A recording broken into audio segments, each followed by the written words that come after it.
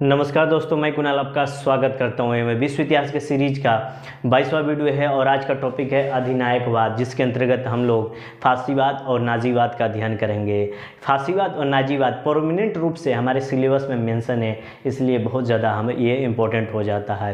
फासीवाद जहाँ पर इटली में पनपता है मुसोलिनी के नेतृत्व में, वहीं नाजीवाद हिटलर के नेतृत्व में जर्मनी में पनपता है। इन दोनों को सम्मिलित रूप से ऑथोरिटेरियन यानी सर्वसत्तावाद कहते हैं। आइए थोड़ा सा हम लोग डिटेल से अधिनायकवाद का अध्ययन करेंगे, किंतु इनका फासीवाद और नाजीवाद का अलग अलग लेक्चर में अलग अलग तरीके से हम लोग अध्ययन करेंगे और डिटेल अध्ययन करेंगे। तो आइए थोड़ा सा समझते हैं पहले अधिनायकवाद होता क्या है। अधिनायकवाद के अंतर्गत हम लोग फासीवाद और नाजीवाद का अध्ययन करेंगे, जिसमें पहला अपना है फासीवाद, जिसे इंग्लिश में फासिज्म कहते हैं। ये इटली में पनपा हुआ तानाशाही शासन है। याद रखिए कैसा हुआ है, तानाशाही शासन है। बेनितो मुसोलिनी के नेतृत्व में ये आगे बढ़ा और इसके यहाँ पर जो पार्टी थी नेशनल फासिस्ट पार्टी के नाम पर ये फासीवाद आया। उसके बाद नाजीवाद को देखते हैं, नाजीज्म, जिसे ये जर्मनी में पनपा हुआ निरंकुश शासन था। ये भी निरंकुश शासन था, यानी कि तानाशाही शासन था, डिक्टेटरशिप था। ये एडोल्फ हिटलर के नेतृत्व में आगे बढ़ा और जर्मनी में एक पार्टी थी national socialist German workers party, उसी के नाम पर नाजीवाद दिया गया है। तो इन दोनों को सम्मिलित रूप से सर्वसत्तावाद कहते हैं। वो आइए सर्वसत्तावाद को समझते हैं।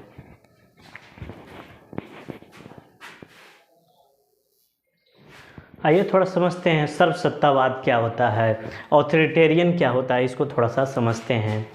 फासीवाद और नाजीवाद के चरित्र जहाँ पर समाहित होंगे वो सर्वसत्तावाद होगा, यानी कि संपूर्ण सत्ता एक व्यक्ति में निहित हो सकती है।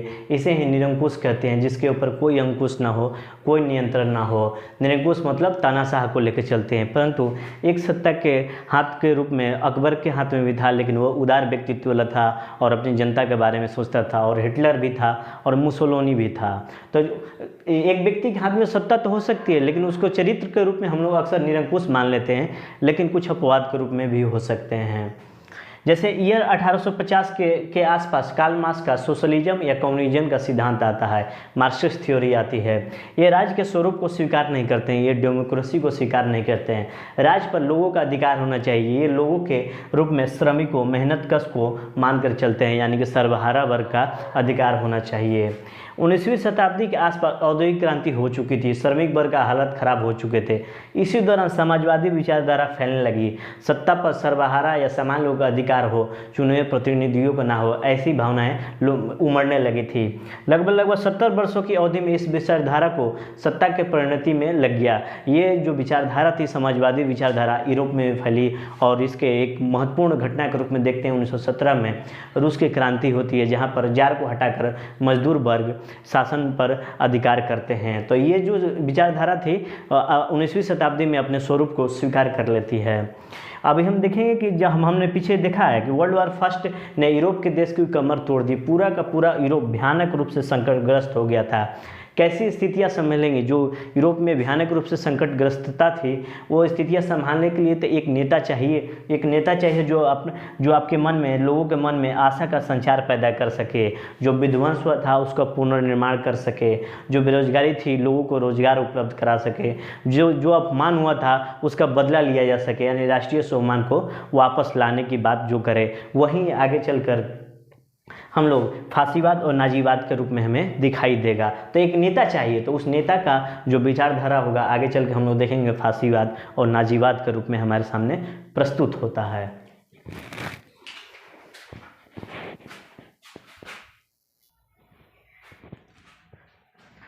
1919 में संपन्न हुई पेरिस शांति समझौता कब्रिस्तान की शांति साबित हुई।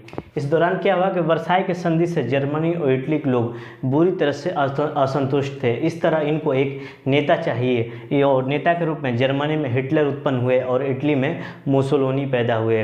प्रथम विश्व युद्ध एवं पेरिस शांति सम्मेलन सर्वसत्तावाद के जन्म के कारण बने। आइए कुछ थोड़ी सी विचारधाराओं को समझते हैं जो आगे काम आएगा। सबसे पहले अपना मार्क्सवाद है, क्रांति के द्वारा मजदूर सत्ता पर अधिकार ले, मार्क्सवाद कहता है। वहीं लेनिनवाद कहता है कि लेनिनवाद क्रांति को हिंसा में बदल दो, और हिंसा राजनीतिक आदर्श बन गई, यह हिंसा जायज़ है। ये सभी जितने टर्म हैं आसपास आपको नजर आएंगे। उसके बाद आता है सिंडिकवाद, सिंडिकवाद में देखेंगे कि यह अराजकतावाद के काफ़ी कुछ समीप है। अराजकतावाद को समझेंगे तो सबसे पहले देखते हैं कि अराजकतावाद क्या होती है। अराजकता को प्रश्रय देती है। अराजकतावाद जो होती है अराजकता को प्रश्रय देती है। यह राज्य को बुराई मानकर खत्म करना चाहती है कि राज्य एक बुराई है, इसको खत्म कर देना चाहिए। आदमी स्वभाव से अच्छा होता है, राज्य इसको भ्रष्ट कर देता है। राज्य की जो महत्वाकांक्षाएं हैं व्यक्ति को भ्रष्ट कर देती है। राज्य ये अराजकतावाद मानता है कि राज्य बुराइयों का जड़ है। राज्य समाज में एकता लाने के लिए कानून, सेना और डंडे के माध्यम से राज्य में एकता लानी चाहती है, लेकिन राज्य में एकता कानून और न्यायालय की जरूरत नहीं होगी। राज्य में एकता व्यक्ति स्थानीय स्वशासन के परस्पर समझौते से आ सकती है, कानून और न्यायालय की जरूरत ही नहीं है। इसके अलावा राज्य अक्सर शोषक होता है। राज्य जो होता है अक्सर शोषक होता है और शोषक के अन्य रूपों में हम देखें तो राज्य, धर्म और राजनीति होती है। इन तीनों को खत्म कर दिया जाए तो ये जो राज्य में अपने आप शोषक की स्थिति खत्म हो जाएगी। यानी अराजकतावाद चाहता है कि शासन विहीन समाज की कल्पना करता है। अराजकतावाद चाहता है कि जो समाज हो वो शासन विहीन हो। इसी के सपोर्ट में हम देखेंगे Stuart Mill, Herbert Spencer, Laski और रसेल आते हैं। ये इसके बाद हम लोग देखेंगे टॉल्स्टॉय की रचना राज्य के प्रति आक्रोश पैदा करती है, लेकिन हिंसा का यह समर्थन नहीं करती है। तो अराजकतावाद जो होता है वो कैपिटलिज्म का विरोध करता है, जबकि सोशलिज्म का समर्थन करता है। तो अराजकतावाद के बाद थोड़ा सिंडिकवाद को देखते हैं जो इसके करीब में है। ये अराजकतावाद के काफ़ी कुछ समीप है। व्यक्ति और संगठन में समझौते की जगह राज्य पर मजदूरों का अधिकार हो जाए, ये चाहता है। मजदूरों का नियंत्रण होना चाहिए, इसके लिए क्रांति चाहिए, इसके लिए राजनीतिक दल की जरूरत नहीं है। मजदूर हड़ताल करे, तालाबंदी करे, बहिष्कार करे और पूंजीपतियों को बदनाम करे, यह सिंडिकवाद कहता है। और ये दोनों विचारधारा पूरे यूरोप में फैली, जिसके परिणाम स्वरूप हमें हिटलर और मुसोलिनी नजर आएंगे।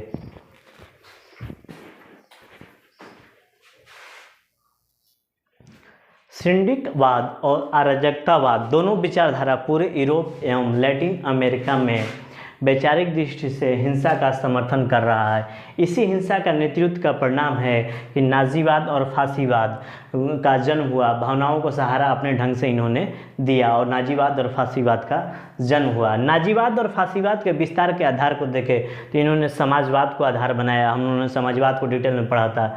हिंसा को आधार बनाया, राष्ट्रवाद का आधार बनाया, जो कि हमने पिछले देखा था कि वियना कांग्रेस के बाद से जर्मनी और इटली का एकीकरण हुआ है राष्ट्रवाद के अंतर्गत। और उग्र राष्ट्रवाद, रेडिकल नेशनलिज्म, फांसीवाद और नाजीवाद का जन्म हुआ। यानी कि उग्र राष्ट्रवाद के अंतर्गत हमारा राष्ट्र श्रेष्ठ है।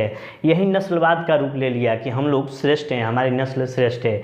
जो भी नस्ल इस श्रेष्ठ नस्ल को दूषित करिए उसे नष्ट कर देनी चाहिए, जैसे कि जर्मनी में यहूदियों का नरसंहार किया गया था। उसके बाद हम देखेंगे कि तकनीकी आधार, हम लोग देखेंगे संचार एवं यातायात के साधन 1920 तक विकसित हो चुके थे, जिसमें टेलीग्राम, तार और डाक व्यवस्था थी। ये अपनी बातें तकनीक के माध्यम से लोगों तक पहुंचाया, तकनीक का सहारा लिया अपने बातों को पहुंचाने के लिए। जैसे आज की जो पॉलिटिकल पार्टियां होती है अपनी अपनी सोशल मीडिया रखी हुई है, वो अपनी बातों को पहुंचाने के लिए, लोगों तक बातों को पहुंचाने के लिए मीडिया का प्रयोग करते हैं। उसी तरह जो ये अपने फांसीवादी और नाजीवाद थे अपने बातों को पहुंचाने के लिए संचार की व्यवस्थाओं का उपयोग करते थे। नतीजतन लोगों के विचारों को नियंत्रित करने की क्षमता से अपनी तानाशाही विचारधारा को न्याय संगत ठहराया। यानी कि संचार के माध्यम से लोगों की विचारधाराओं को उन्होंने नियंत्रित किया और अपने विचारधारा को न्याय संगत ठहराया। सर्वसत्तावाद के दो रूप थे, उग्र राष्ट्रीयतावाद, हिंसा में विश्वास करते हो तो अधिनायकवाद में भी विश्वास करते हो। इसके रूप में हम लोग देखेंगे सबसे पहले वामपंथी आते हैं, लेफ्टिस्ट, और दूसरे आते हैं दक्षिणपंथी, राइटिस्ट।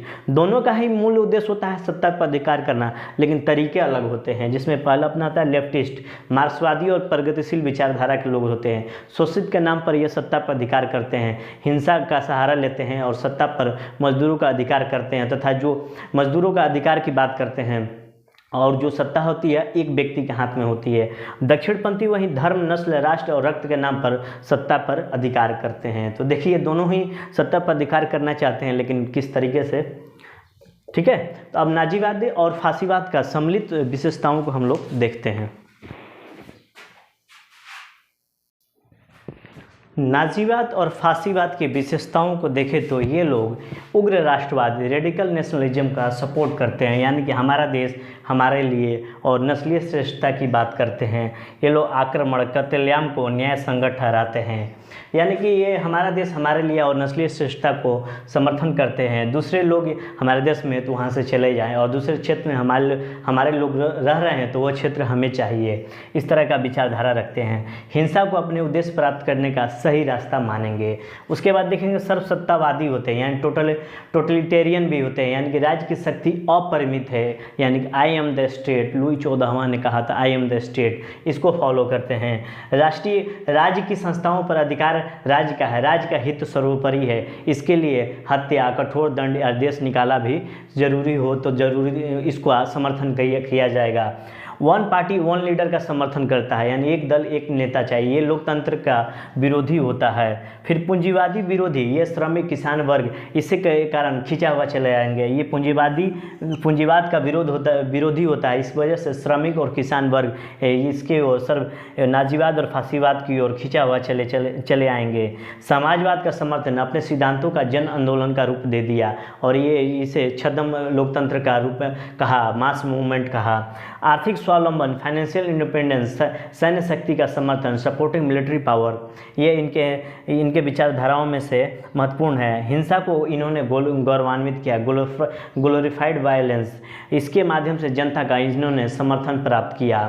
इस विचारधारा यानी कि नाजीवाद और फांसीवाद के विचारधारा का भार 1920 से शुरू होता है और 1945 में जाते जाते अंत हो जाता है, क्योंकि इस विचारधारा के दो प्रमुख नेता, प्रखर नेता मुसोलिनी और हिटलर, मुसोलिनी को 28 अप्रैल 1945 में फांसी दे दी जाती है, वहीं हिटलर 30 अप्रैल 1945 को यानी 2 दिन बाद ही वो आत्महत्या कर लेता है। तो ये रहा अपना अधिनायकवाद। अब कल से हम लोग स्पेशल जैसे कि इटली में जो मुसोलिनी ने फांसीवाद लाया और जर्मनी में हिटलर ने नाजीवाद लाया, उसको स्पेशल इंडिपेंडेंट लेक्चर में पढ़ेंगे। तो आज भर के लिए इतना ही। आपका सहयोग के लिए धन्यवाद। नमस्कार, जय हिंद।